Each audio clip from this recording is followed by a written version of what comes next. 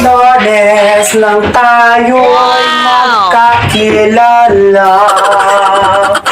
Martes. Ma, Ah. tayong pambayad ng Shopee.